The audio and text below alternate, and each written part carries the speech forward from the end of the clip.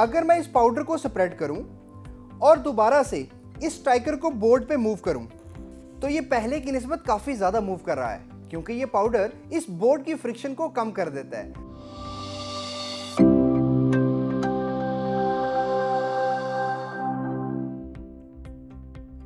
ये मेरे पास carrom board में यूज होने वाला स्ट्राइकर है।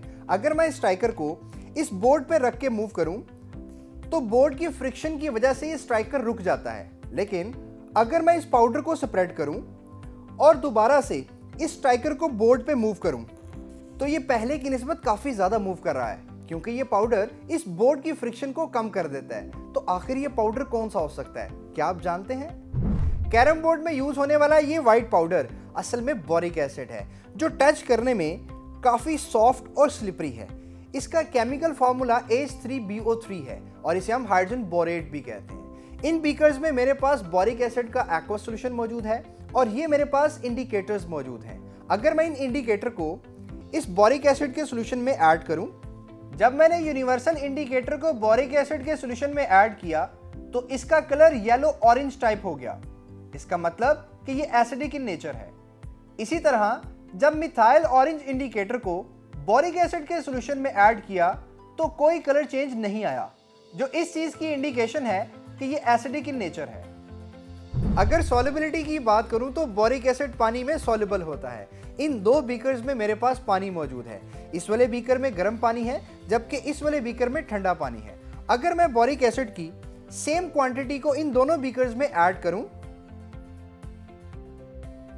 और आहिस्ता आहिस्ता मिक्स करता जाऊं,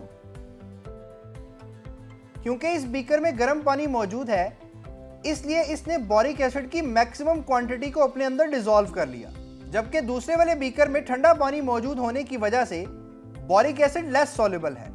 यानी मैं ये कह सकता हूं कि बोरिक एसिड की सॉल्युबिलिटी टेम्परेचर के इंक्रीज करने से इंक्रीज हो जाती है। ऐसे प्रोसेस को हम एंडोथर्मिक प्रोसेस भी कहते हैं। आपने अक्सर बच्चों को इस स्लाइम के साथ तो खेलते देखा होगा।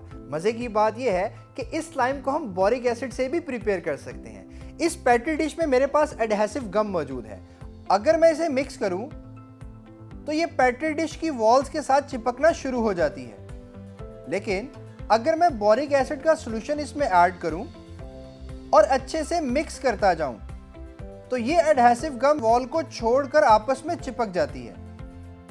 यानी मैं ये कह सकता हूं कि बोरिक एसिड के ऐड करने से कोहेसिव फोर्सेस में इजाफा हो जाता है और इस कोहेसिव फोर्सेस की वजह से इसमें स्ट्रेचिंग भी आ जाती है।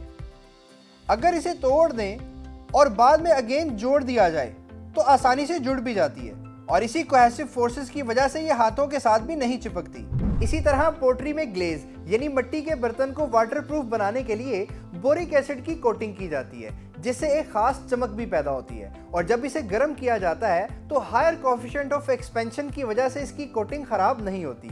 इसके अलावा बोरिक एसिड को बोरिक ऑइंटमेंट, इंसेक्टिसाइड्स और डस्ट पाउडर वगैरह में भी इस्तेमाल किया जाता है।